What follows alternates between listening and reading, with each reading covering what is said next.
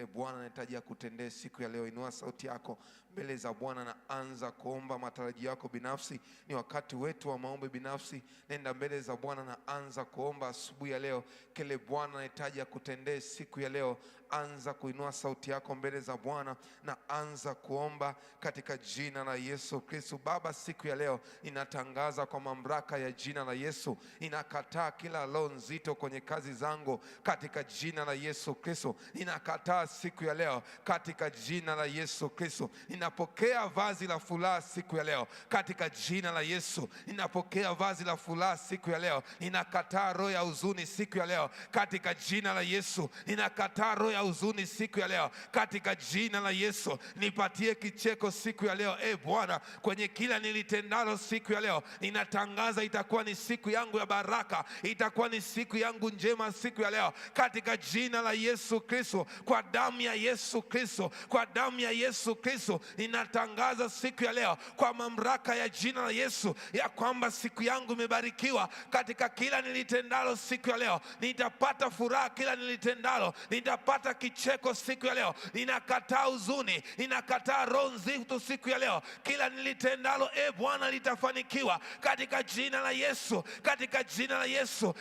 Bwana, siku ya leo ninatangaza kwa mamlaka ya jina la Yesu ya kwamba ili ni ombi langu siku ya leo Bwana, nipatie kicheko Bwana siku ya leo. Ninakataa kila roho nzito kwenye kila nilitendalo kwenye kazi zangu. Ninakataa roho nzito kwa jina la Yesu kwenye biashara yangu. Ninakataa roho nzito kwa jina la Yesu, kwa jina la Yesu. Kila roho ya kukata tamaa siku ya leo ninaikataa kwa damu ya Yesu, ninaikataa kwa damu ya Yesu, ninaikataa kwa damu ya Yesu. Ninatangaza siku ya leo nitapata kicheko kwenye kazi zangu kwa jina la Yesu, kwa jina la Yesu, kwa jina la Yesu, kwa jina la Yesu. Neno lako nasema, njoni kwangu ninyi nyote msumbukao na wenye kulemewa na mizigo, nami nitawapa pumziko. Siku ya leo ninatangaza nitapata pumziko kwenye kazi zangu Bwana, kwa jina la Yesu, kwa jina la Yesu, kwa jina la Yesu. Ili ni ombi langu binafsi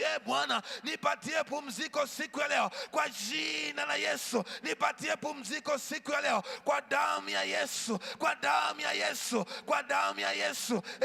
Bwana, nipatie pumziko siku ya leo kwa jina la Yesu, na uniondolee kila roho nzito, kila roho ya huzuni siku ya leo uniondolee Bwana, kwa jina la Yesu. Ninapokea mafuta ya furaha siku ya leo katika jina la Yesu, katika jina la Yesu. Kila roho ya kushindwa siku ya leo ninaikataa kwa damu ya Yesu, ninaikataa kwa damu ya Yesu, ninaikataa kwa damu ya Yesu, kwa jina la Yesu, kwa jina la Yesu. Ninapokea mafuta ya furaha siku ya leo, ninapokea mafuta ya furaha siku ya leo. Badala ya maombolezo ninapokea siku ya leo mafuta ya furaha kwa damu ya Yesu, mafuta ya furaha kwenye kila nilitendalo siku ya leo kwa damu ya Yesu, kwa damu ya Yesu. Inua sauti yako mbele za Bwana, anza kuomba asubuhi ya leo. Ni wakati wa maombi yetu binafsi siku ya leo. Mwambie Bwana kile Bwana anahitaji kutendea siku ya leo. Ni wakati wetu wa maombi. Rishe na bagada kwa jina la Yesu. Bwana, siku ya leo ninapokea mafuta ya furaha, ninapokea mafuta ya furaha kwa jina la Yesu. Mafuta ya furaha badala ya huzuni, mafuta ya furaha badala ya maombolezo. Siku ya leo ninapokea kwa jina la Yesu, kwa jina la Yesu. Kwenye kazi zangu siku ya leo Bwana, ya kwamba ninatangaza siku ya leo siku yangu imebarikiwa, siku yangu nimebarikiwa kwa jina la Yesu, kwa jina la Yesu, kwa jina la Yesu. Kila nilitendalo siku ya leo litafanikiwa, litafanikiwa, litafanikiwa kwa jina la Yesu. Ninaondoa kila vizuizi siku ya leo kwa jina la Yesu, kwa jina la Yesu. Ninaondoa vizuizi siku ya leo kwa jina la Yesu, kwa jina la Yesu. Inua sauti yako mbele za Bwana siku ya leo, anza kulitukuza jina la Bwana, anza kulibariki jina la Bwana. Baba, tunakushukuru. Sante mfalme, mfalme. Sante Jehova, sante mfalme, mfalme, kwa kuwa umetusikia. Sante kwa sababu umetujibu katika jina la Yesu Kristo. Mshangilie Bwana Yesu kwa makofi zaidi katika jina la Yesu. Ina sauti yako kwa Bwana, mshukuru Mungu asubuhi ya leo. Hii ni siku ambayo Bwana ameifanya na tunaifurahia, na tunaishangilia kila kitu ambacho kinatokea kwenye siku. Bwana ameruhusu. Maandiko nasema yeye ndiye asababishaye mvua kushuka. Asema kama vile mvua ishukavyo katika nchi, wala hairudi juu mpaka imezalisha. Asema ndivyo itakavyokuwa neno langu litakalo katika kinywa changu, halitanirudia bure. Baba, asubuhi ya leo nakushukuru kwa neno lako, kwa maana halitanirudia bure. Asante kwa neno lako, maana halitanirudia bure. Inua sauti yako kwa Bwana. Asante kwa neno lako, kwa sababu halitanirudia bure. Inua sauti yako kwa Bwana. Halitanirudia bure. Lift up your voice. Asante Yesu, asante Bwana, asante Yesu, maana halitanirudia bure. Asante Bwana, maana neno lako halitanirudia bure, halitakurudia bure. Litafanikisha mapenzi yako, litatimiza kazi zako. Inua sauti yako kwa Bwana na mpatie Mungu shukrani na sifa. Libariki jina la Bwana. Baka zubra katolia baraba shantelika brando zogledia rande zikle ketoligada baragada. Saidia sauti. Shanderika sugradia janda rako zokla katelia baradai jagade belika zukatara bandarigada jandelika sukatola mandaragadia shantara mandiketo seketoliande zizi saprakatoliga baradaya shanto breketora mandara buskapundia rababakatola barakatola mandaragadaba. Ina sauti yako, mshukuru Bwana mabwana na Mungu wa miungu peke yake anastahili utukufu na heshima. Baba, tunakushukuru, ni katika jina la Yesu Kristo tumeomba. Katika jina la Yesu Kristo tumeomba.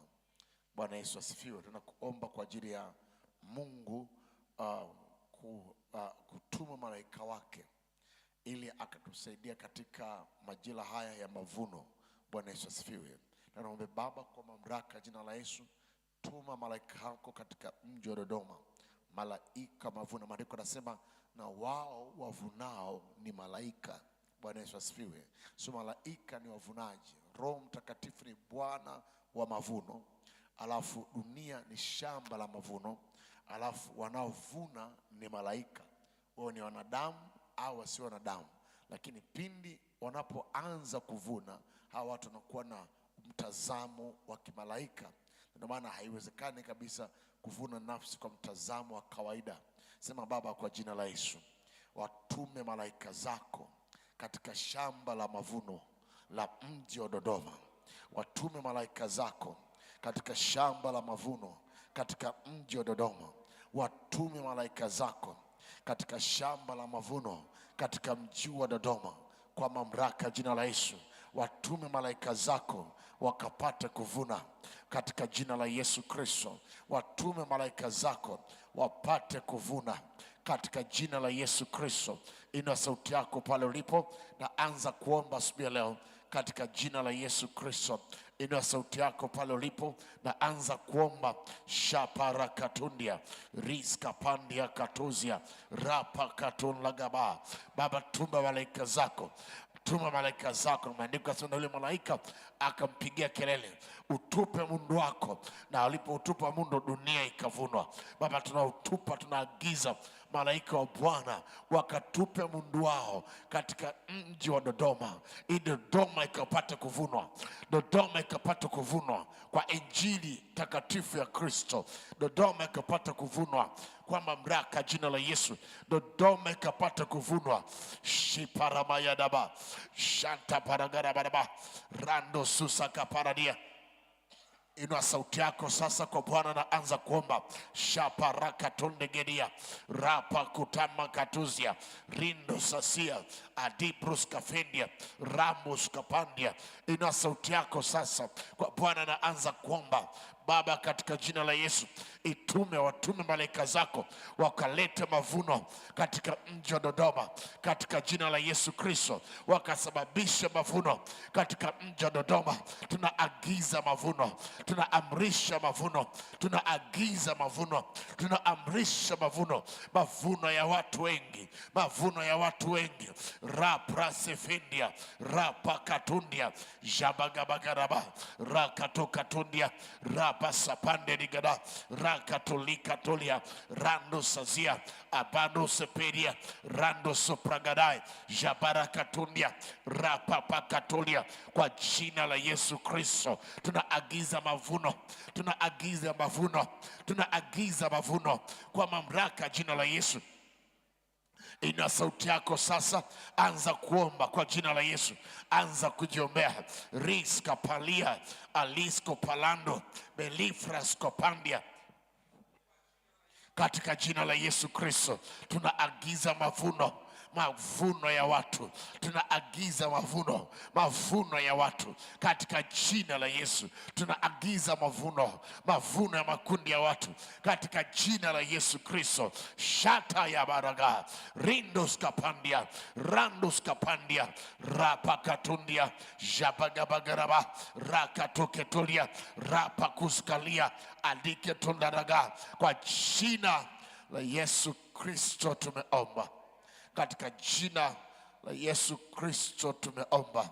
Sema Baba, katika jina la Yesu, wakusanye watu katika kanisa hili, watu wa kila namna, katika jina la Yesu Kristo, watakao kuja kupata wokovu, watu wa kila namna, watu wa kila kaliba, kwa mamlaka jina la Yesu, watakao kuja kwa sababu ya njaa ya wokovu, watakao kuja kumtafuta Bwana mahali hapa. Bwana, katika jina la Yesu Kristo, inua sauti yako kwa Bwana pale ulipo na anza kuomba katika jina la Yesu Kristo. Jema katandia katuzia, belipros kafendia, rapa pakatundia, japa katakataya, akazozike tundia, rando sosopradia, rando skapandia, riko pakatolia, japa katoligada, rando sosukataya, rindo sosopradia, rakwa takatundia. Watu wa kila namna watakao kuja kumwabudu Bwana katika mlima huu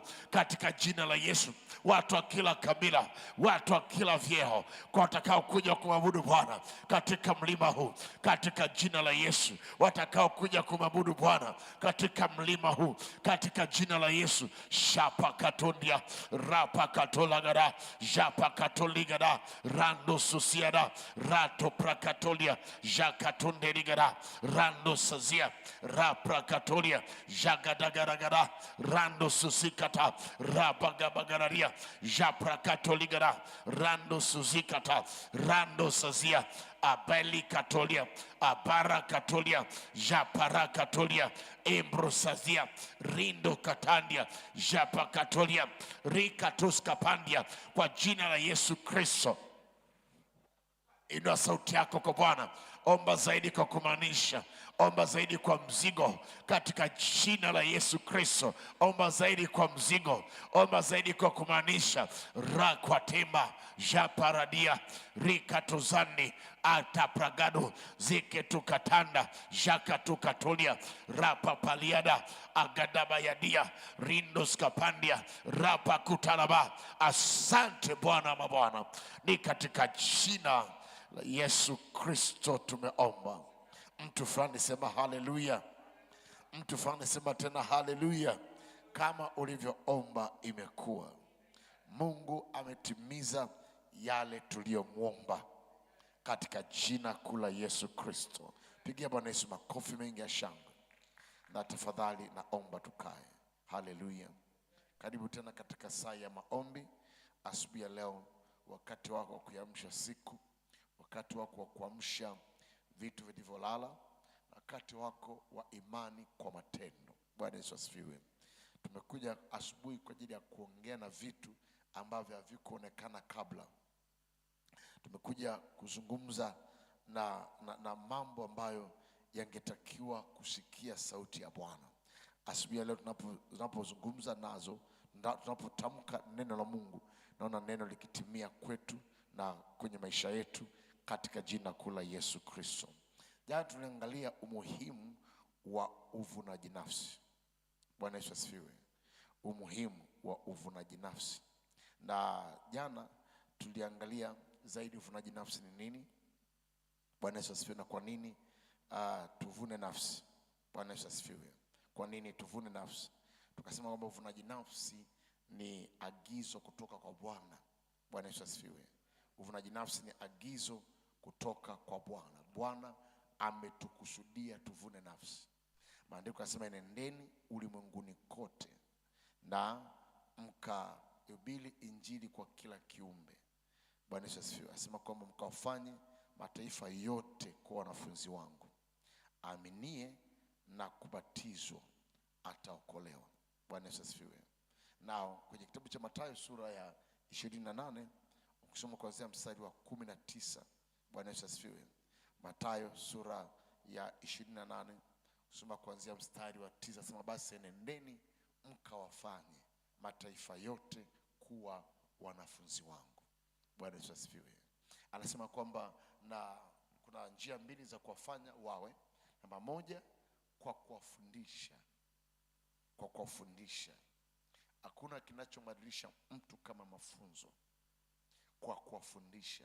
Kile cha pili, kwa kuwabatiza. Watizo ni kuwafanya watu wafanane na Kristo.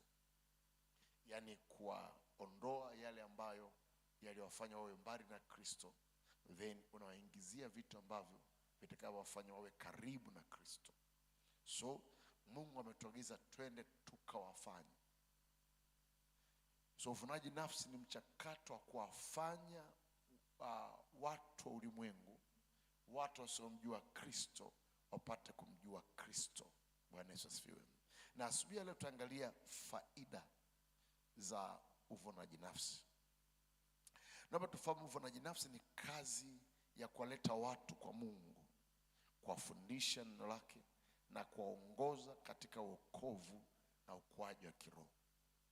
Kuvuna nafsi si kuona tu kugawa peperushi na kuambia karibu kanisani kwetu. No.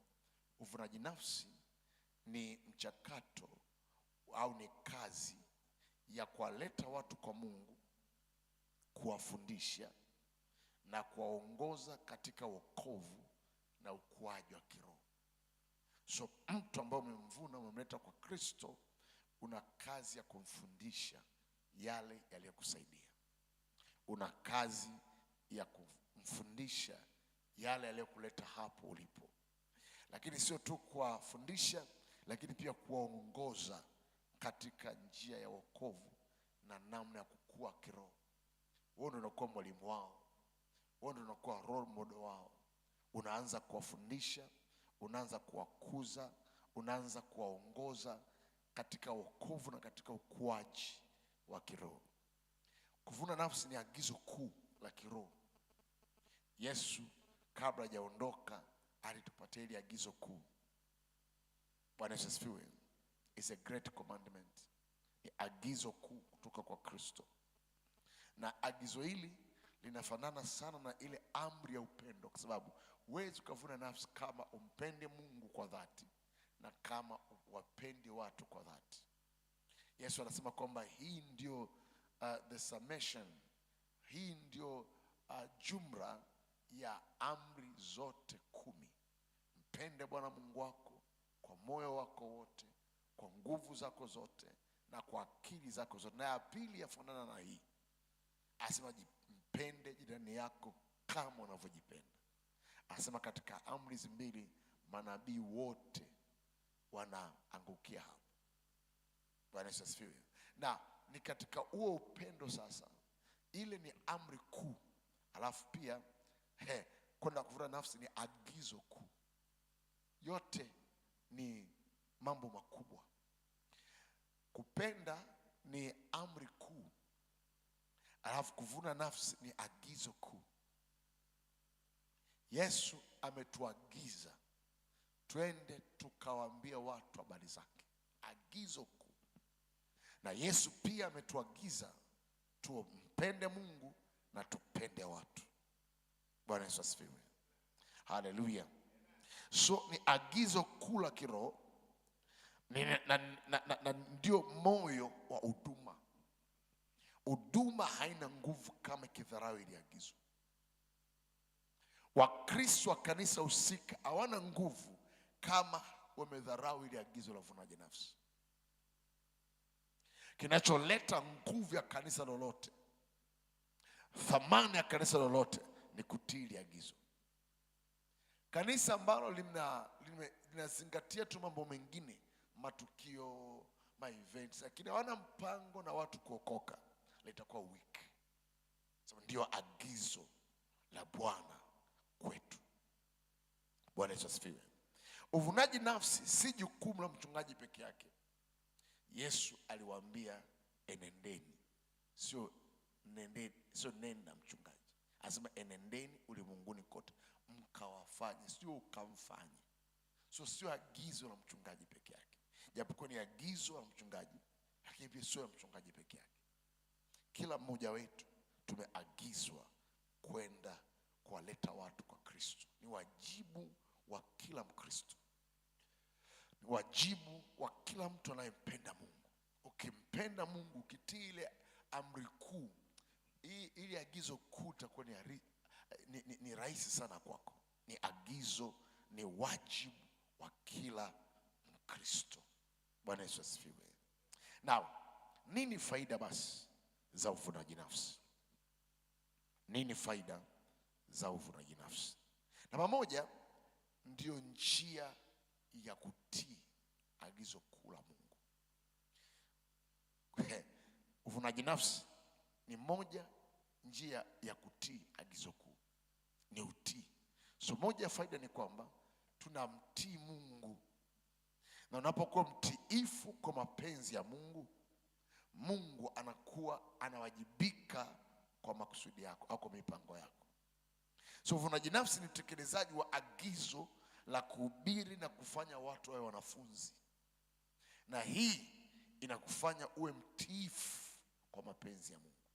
So kila mara unapovuna nafsi, unapoambia watu habari za Kristo, wewe unakuwa umetii agizo la Mungu, unakuwa umelitenda agizo la Mungu, unakuwa umelifanyia kazi agizo la Mungu. Bwana Yesu asifiwe.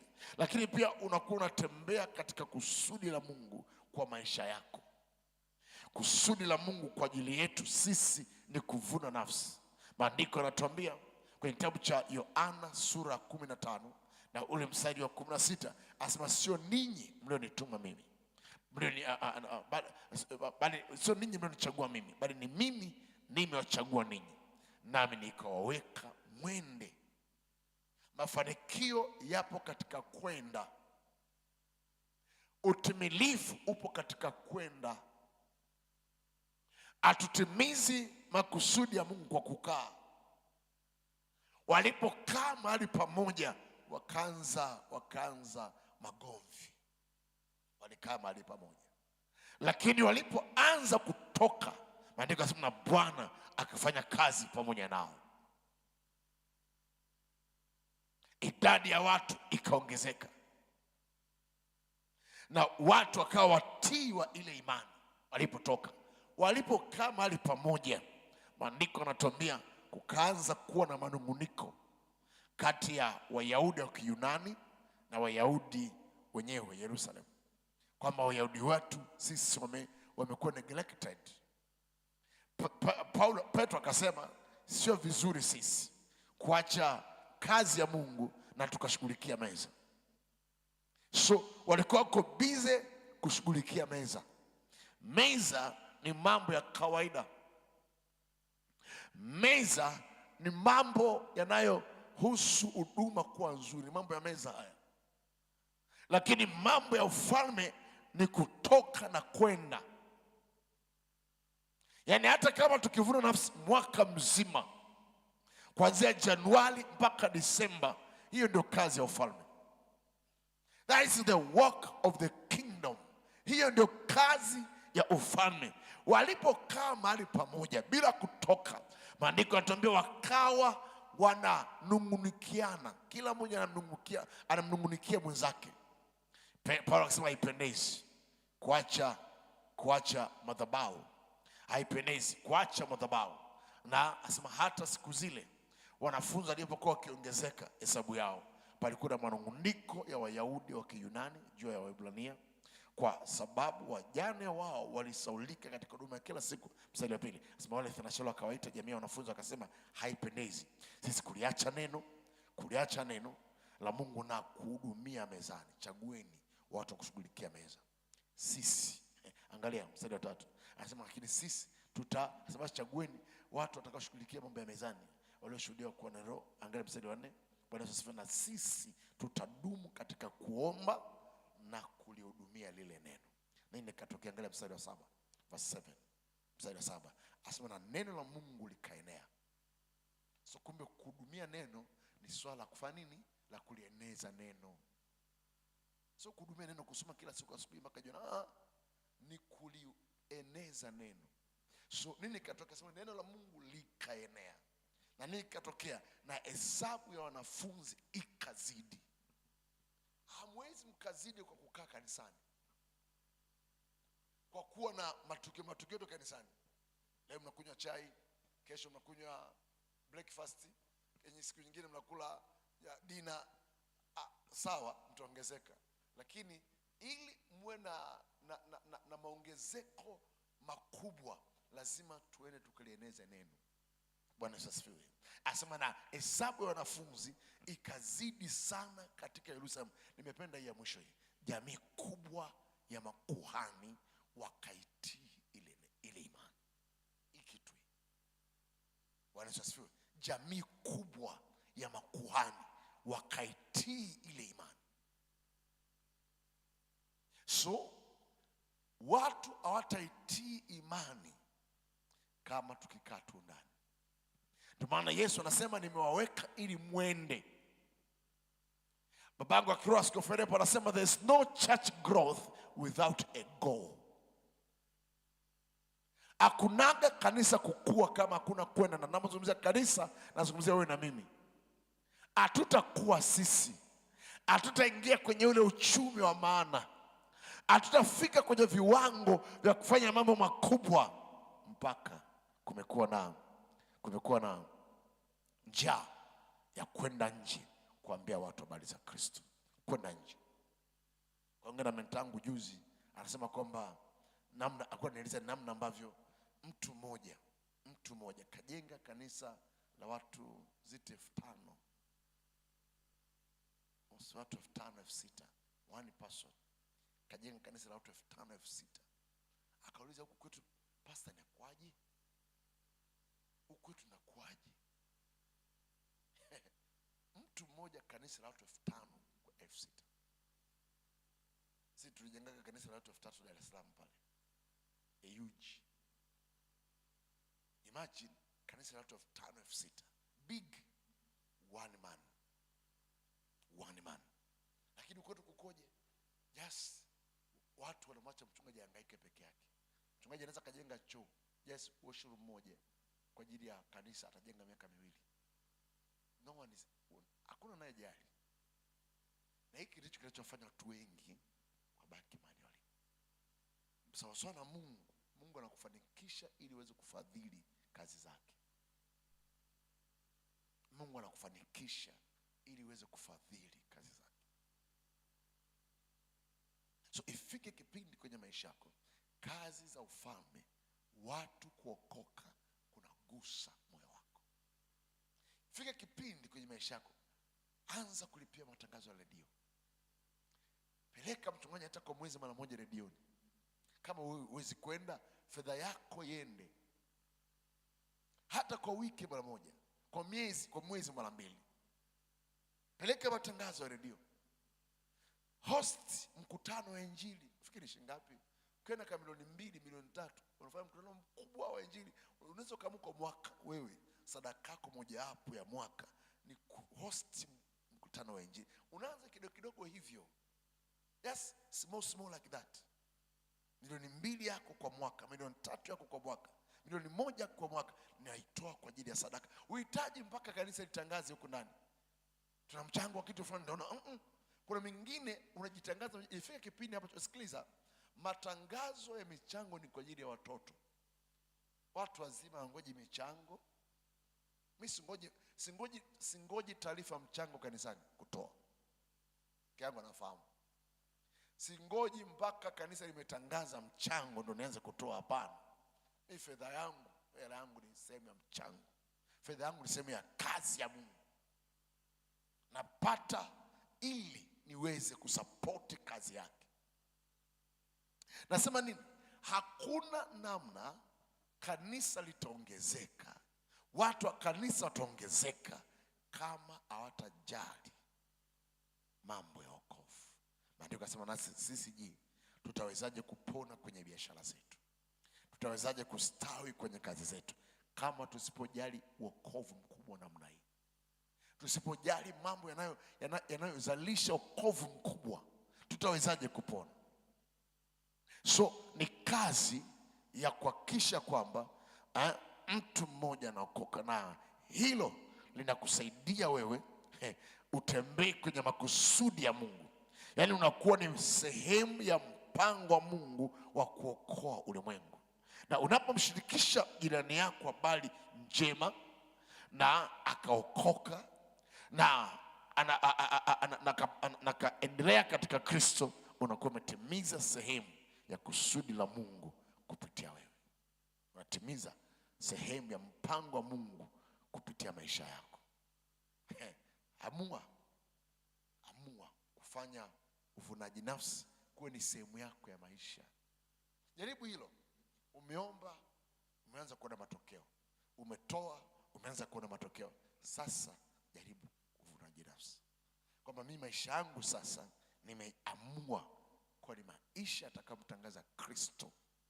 Nimeamua kwa mwezi na budget ya peperushi, kwa miezi miwili na budget ya kwenda redioni, kwa mwaka nitaandaa sadaka. Yaani yale ya mambo ambayo tunaandaa vacation yale. Bwana Yesu asifiwe. Ifike time vacation yetu iwe ni uvunaji nafsi. Nasema tumefanya kazi mwaka mzima. Sikiliza my friend, hakuna kinacholipa kama mambo hayo. Bwana Yesu asifiwe. Tunasema kumekucha sasa, baba anataka kata vacation kwa sababu ya uvunaji nafsi. I tell you, unaingia mwaka ukiwa na ujasiri zaidi. Imagine mwaka, na utashangaa baadaye Mungu hata kunyima haya, kwamba kwa mwaka wewe unaandaa zako milioni zako 2, milioni zako 3. Mkutano unaandaliwa mapema, unatafuta mtu ambaye ni mtaalamu wa kutengeneza, kufanya maandalizi, kwamba mimi ningeomba kwa mkutano. Au unaandaa kisha unakuja kutuomba, baba naomba kwa ubili. Bwana Yesu asifiwe. Au wewe mwenyewe unaenda tengeneza, weka mziki wako wa maana, weka vyombo vya maana, fanya matangazo kwa mwaka mara moja. Imagine kuna watu 5 kwa mwaka wanafanya mara moja. Bwana Yesu asifiwe. Mwingine kwa mwaka anafanya Januari, mwingine mwezi wa 3, mwingine mwezi wa 7, mwingine mwezi wa 9, mwingine mwezi wa 11. Tumemaliza. So tunashangaa kwamba kila robo tunakuwa na mkutano wa Injili.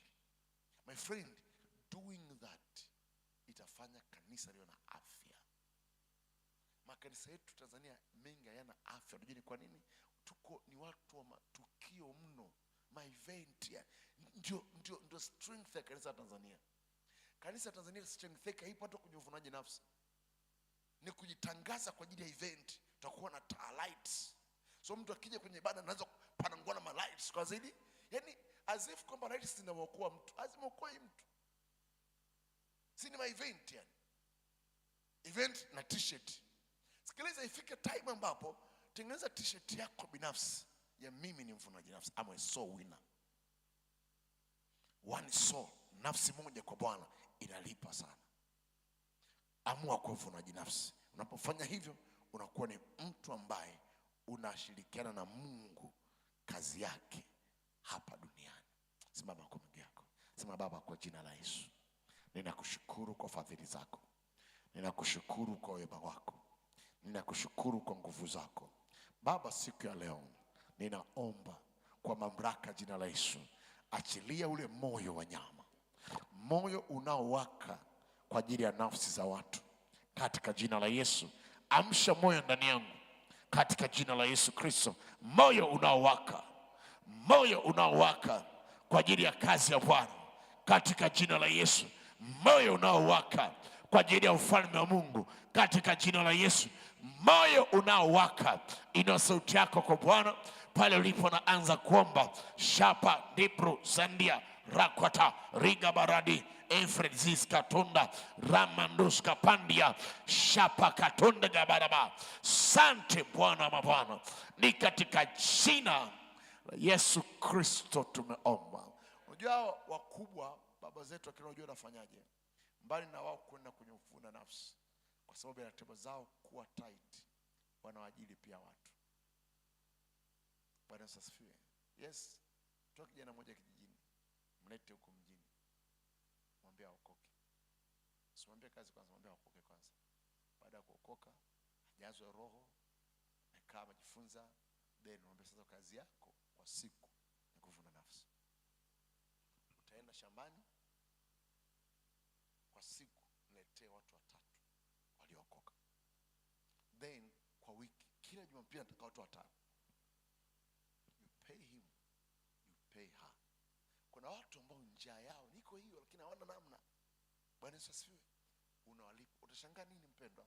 Huyo mtu ambaye unamlipa sasa hivi, kesho anaenda kuwa mtumishi mkubwa sana wa Mungu na hata kusahau. Bwana Yesu asifiwe.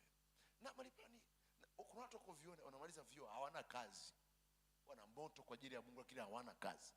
Take advantage of that. Uwe na mtu wako mmoja. Kwa mwezi mimi natoa kiasi kwa ajili ya Bwana. Fanya hivyo kwa mwezi 6. Fanya hivyo kwa mwaka mmoja. Utaona matokeo yake. Utaanza kuona maisha yako yanabadilika kabisa. So siku moja moja unaungana naye. Lakini wale ambao wanaenda kuambia habari za Kristo, wewe fedha yako ninafanya hiyo kazi. So unatafuta peperushi, unamkabidhi, nenda. Asubuhi nenda. Jioni unarudi na report, naomba niambie wangapi. Ni nani yule ambaye ameokoka? Naweza kuongea naye? Bwana Yesu asifiwe. Anaishi wapi? So ndani ya masaa 24 mmekwisha akisha mmewasiliana naye. Mmemwambia umuhimu alichokifanya. Na utashangaa kwamba unafanya kazi yako na uvu na jinafsi ndio unakuwa madhabahu yako inayokutunza. Let us try God this year. Huu ni mwaka wetu wa majira mapya. Tumjaribu Mungu tena mwaka huu. Tuone kile atakachokifanya kwetu katika jina la Yesu. Ninakuombea ufahamu mpya na mtazamo mpya juu ya maisha yako katika jina la Yesu Kristo. Mungu akusaidie kumwelewa Mungu kwa namna tofauti. Katika jina la Yesu Kristo tumeomba. Andaa sadaka yako pale ulipo na anza kumshukuru Mungu kwa ajili ya wema wake na fadhili zake na uaminifu wake. Baba tunakushukuru, Baba tunakutukuza, Baba tunakuadhimisha. Inua sadaka yako kwa Bwana, mshukuru Mungu. We give you the praise, we give you the glory, we celebrate your name. Katika jina la Yesu Kristo tumeshukuru. Mungu akubariki. Mungu akujalie mema. Ninaomba baraka za Bwana zizidi juu ya maisha yako. Katika jina la Yesu Kristo tumeomba. Na tunapoendelea na training hii, naomba nikumbushe kwamba tuna training kila siku. Tumeanza jana kwa nguvu sana, tuendelea pia leo. Na tunataka to take it very serious. Natamani tuwe na, kutakuwa na box maalum la sadaka maalum ya uinjilisti kwenye milango yetu. So siku ya Jumapili una pesa yako 2,000, 5,000, 10,000, 20,000 unaitumbukiza hapo. Na tutakuwa tunaifunga labda kwa mwezi. Bwana Yesu asifiwe. Then ifanye kazi ya injili. Sikiliza, mpaka tumeona hii kazi kwa mtazamo mwingine, hii kazi haitaweza kufanikiwa. Bwana Yesu asifiwe. Tuichukulie kazi kama madhabahu ya kutusaidia. Na tukiona kwa mtazamo huo, Mungu ataanza kufanya kazi pamoja na sisi. Nilikuwa msikia mtumishi wa Mungu babangu katika roho, Pastor George, anasema kanisa lilianza kuwa na mtazamo mwingine kabisa alipoanza kujihusisha na uvunaji nafsi usio wa kawaida. Mambo yakaanza kubadilika kanisani. Mungu analengelea tofauti sana kanisa ambalo limeamua kuwekeza kwenye uvunaji nafsi. Bwana Yesu asifiwe. So tutakuwa tunawekeza, tutakuwa na sadaka almost every Sunday. Tunaweka pale kapu la sadaka, box la sadaka. Kila mmoja atakuja anaweka sadaka yake kwa siku. Naweka sadaka yake na tuko tunasisitiza, na kwa kufanya vitu kwa tunahubiri injili pamoja. Tunaweza kuamua mwisho wa mwezi tuende redioni, mwisho wa mwezi tutengeneze peperushi, mwisho wa mwezi tufanye jambo fulani kwa ajili ya watumishi wa Mungu. Na ninakuombea kwa jina la Yesu, neema ya Bwana ya kwenda shambani kuleta makundi ya watu tumeipokea katika jina la Yesu. Amen. Kwa pamoja, Jehova aliye Bwana ni nguvu za